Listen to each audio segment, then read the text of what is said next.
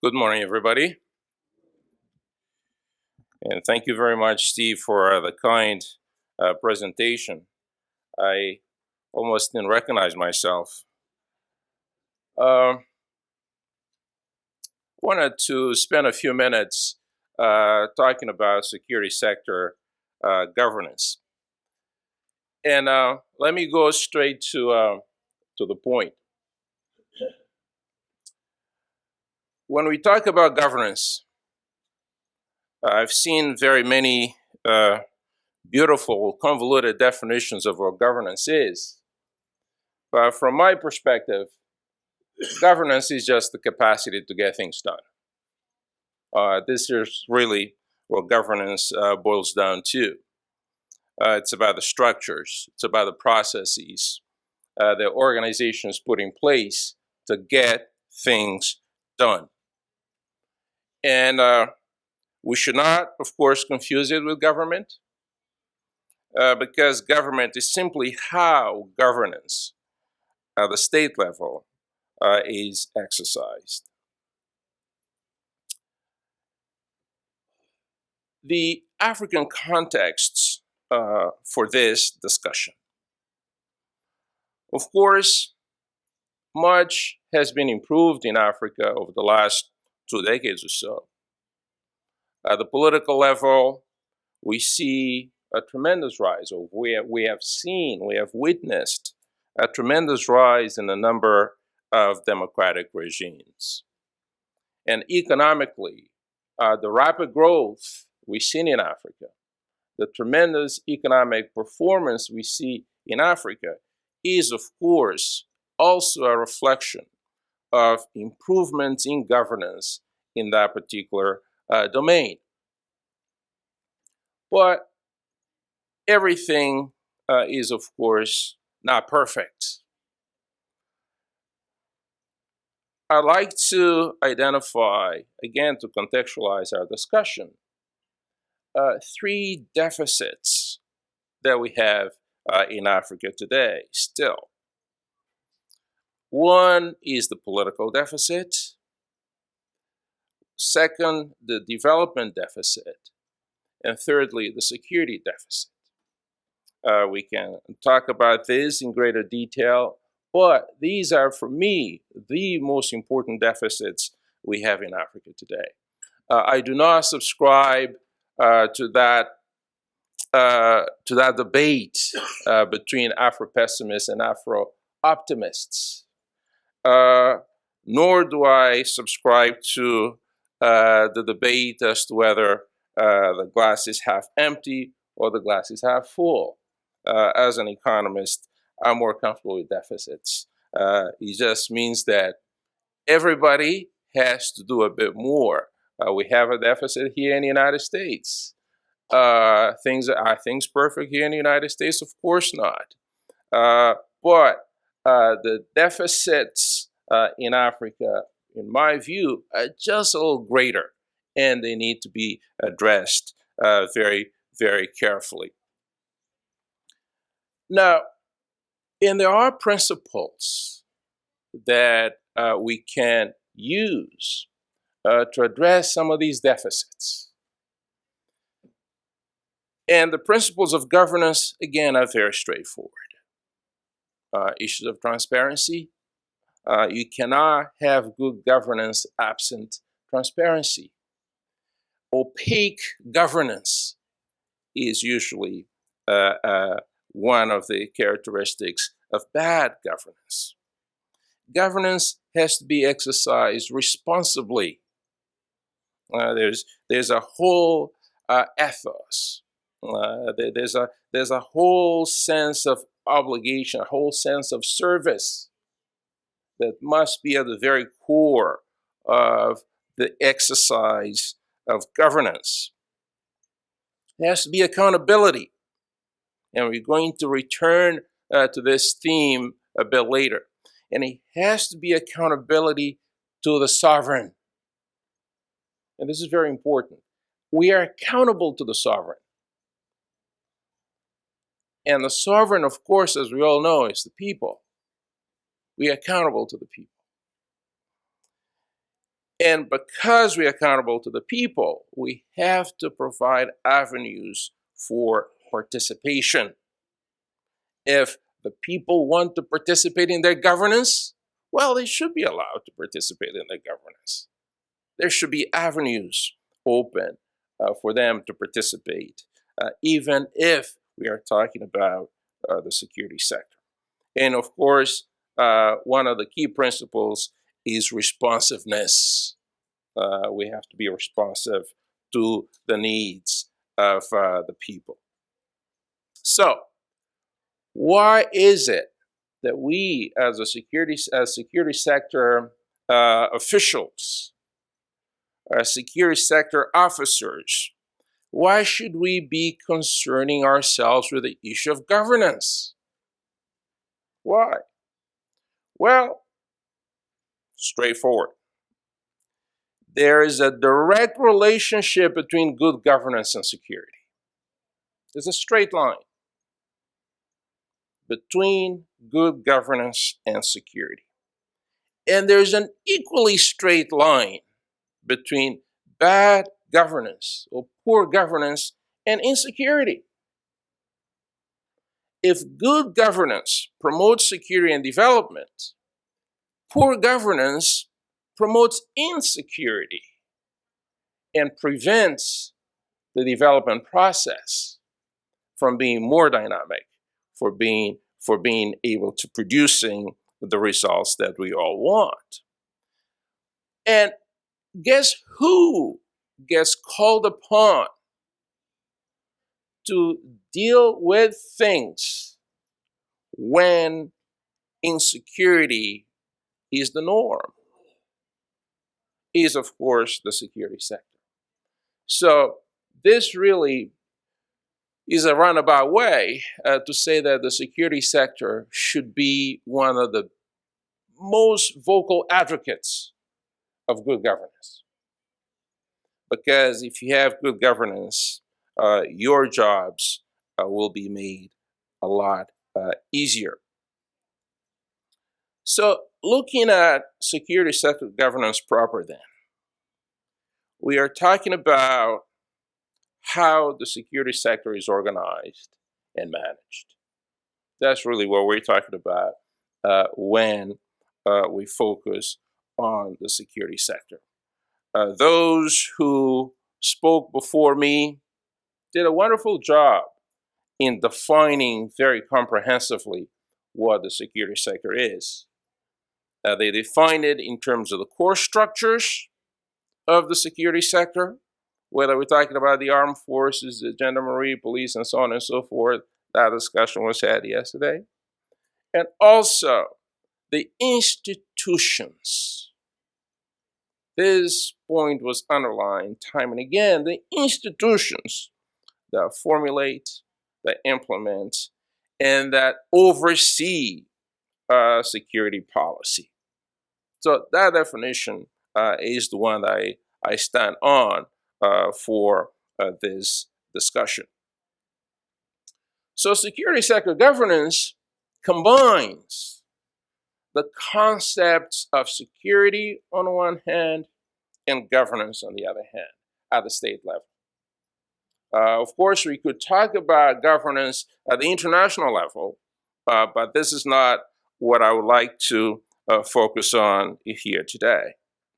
What I'd like to focus on is at the national level, that public sector, that it is entrusted with the exercise of the state's monopoly on the use of force. This is really what security sector governance is all about. Now, the security sector is not entrusted with the exercise of the monopoly of the use of force just for its own sake. The ultimate end is to produce security. Don't let anybody tell you that the security sector produces nothing. The security sector produces security. The security sector is a productive sector. And we've been having this debate for years and years and years. And some of my economist colleagues keep getting it wrong. They keep saying that I have an economist colleague here in a room, and he's saying, don't go there. No, but I stand on my arguments. The security sector produces security, and the security is an indispensable element for the life of a society. Much like oxygen is indispensable to the life of a human being. Now, and the other thing, I hope I don't get on a rant here. It's another thing. You take for granted security the way you take for granted oxygen. We all take oxygen for granted until it's in short supply. Until it's in short supply. Then you begin to understand why oxygen is so important. Same thing with security. So we do produce a public good, and in my view, is an indispensable public good that we call security. So, but we do not all produce security well. Some countries produce security better than others. And that's why we need to focus on security sector governance. Because if we are under a situation where security sector governance is present, then what are the results that we are going to see? We are going to see security being produced efficiently. That is to say, there's no waste of resources. There's no waste of resources. You get X percent of inputs, you produce Y of security. Straightforward, no waste. We will also be in a situation where the security sector is effective. The security sector is effective. So society is investing scarce resources in security. So the minimum we should do is to provide maximum return to that investment. This is the minimum we should do, because society expects that. Because there's an opportunity cost there. Now those funds, those resources that are being allocated to security could find other uses in society. Perhaps in education, healthcare, road construction, and so on and so forth. So there has to be a return to that investment. We should produce security in ways that are commensurate with the investment we get into the sector.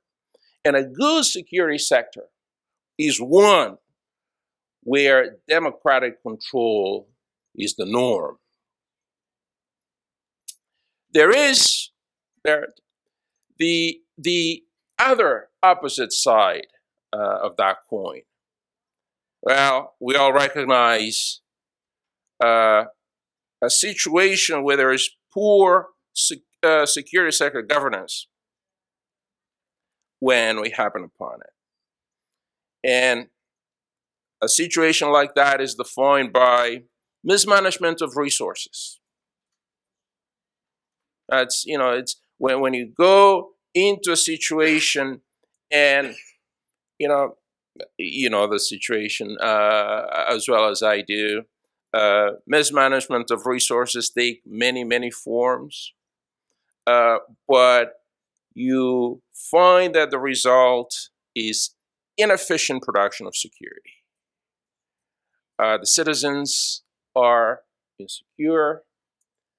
the institutions of the state are insecure, society feels insecure. Poor security sector governance also leads to ineffective security. You exert a certain effort to produce security, but the results are not there. Sometimes you have to ask for help from your friends and neighbors to come and help you because you're not effective enough in the production of security. Sometimes you see military rule. Sometimes you see a security force that's unchecked and unaccountable. Oftentimes, in extreme situations, you see a security sector that is instrumentalized for political purposes. These are just some of the features of poor security sector governance. But we can alter that situation of poor security sector governance if or when we adhere to some basic principles. My caveat, of course, is that there are no universally accepted principles of security sector governance. But if we're going to pick two critical elements that we should all abide by, first of all, civilian supremacy, and secondly, accountability, especially legislative accountability. That's absolutely critical. We all know this, but it's never too much to remind ourselves that the ultimate authority resides with elected representatives. It's always good that we remind ourselves of that.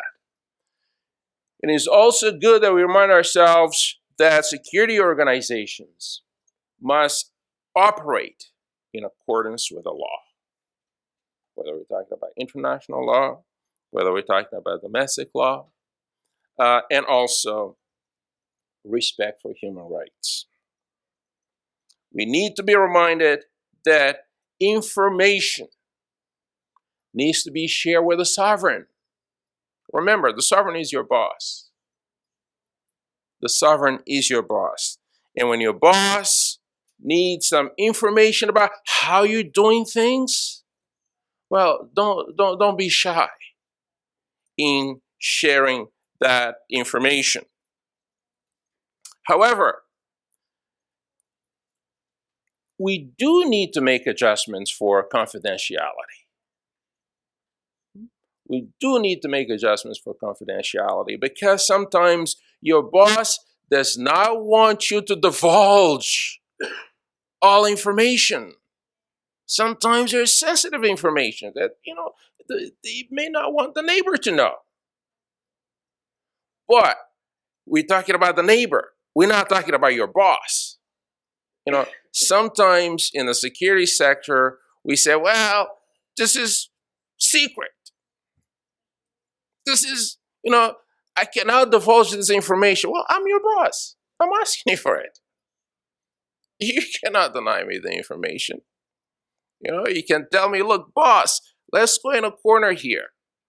Because I don't want everybody to hear what I'm telling you. It's too sensitive. But if I ask you for the information, you give it to me. Because I'm your boss.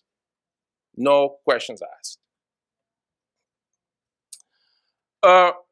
There's also a couple of best practices that we should be reminded of when we talk about security sector governance.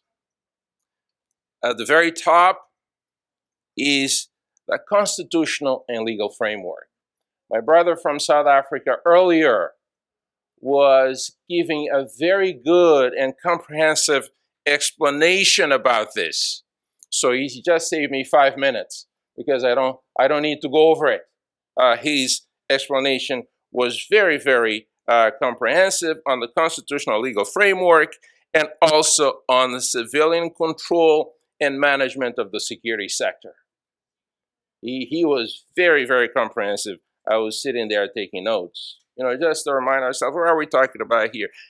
Back, through the early phase of the independence period in Africa, 1960s, 1970s, into the 80s. In most African countries, the defense minister was usually a military person, usually. The interior minister usually come from the services, okay? Not anymore. It's rare a case in Africa that you will find a defense minister wearing a uniform. There's, of course, an exception here and there, but by and large, most defense ministers are civilian. Most interior ministers are civilian. Most of the top echelons of the security apparatus are civilian. This is a very, very important step. The other best practice, of course, is parliamentary oversight. And that point, of course, has already been made here in the discussion. And this is at the heart of accountability. When we talk about accountability in the security sector, this is at the very, very heart of it. Parliamentary involvement, parliamentary engagement, in fact, parliamentary leadership when it comes to defense spending, when it comes to security strategy and planning, when it comes to security sector restructuring, procurement, and other things. Again, going back to my brother from South Africa, we're talking about the deployment of troops. You cannot deploy troops without having Parliament involved. Judicial control. This is a touchy subject, but it's one that we must be open to. We need to be reminded as security sector officers that the security sector can also be subjected to the civilian justice system. It's very important that we keep that in mind. Also, something that came up in the discussion earlier today, how do we ensure that there's greater literacy on matters pertaining to security? And I think that one of the ways you could do this is by developing what can be called a security community. And this is also an important element in exercising accountability. A security community representing civil society. In some countries, there are NGOs that specialize in security matters. That's all they do.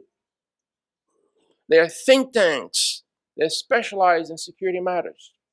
They're producing knowledge. That epistemological stock that many countries have on security is produced by this community. The independent media. There's media that just specialize on security matters, and so on. So these are some of the things that we can use to think about how we can achieve good governance in the security sector and how we can exercise accountability. My time is up. To conclude, at the end of the day, for me, It's all about achieving efficiency. It's all about achieving effectiveness in the security sector. This is why we talk about governance in the security sector, and this is why we talk about accountability in the security sector. I very much thank you for listening and look forward to your questions and comments. Thank you very much.